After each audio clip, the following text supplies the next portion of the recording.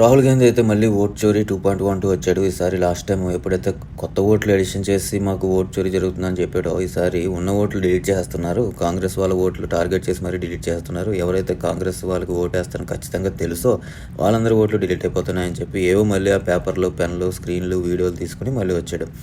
So ఇది ఒక ఆటలా అయిపోయింది ఇప్పుడు. ఎందుకంటే రాహుల్ గాంధీ ఏమో కోర్టుకు వెళ్ళడు, కేసు పెట్టడు, అఫిడవిట్ సబ్మిట్ చేయడు. ఈసీ ఏమో నాకు అఫిడవిట్ ఇవి, సైన్ పెట్టివి, కంప్లైంట్ ఇవి అంటుంది.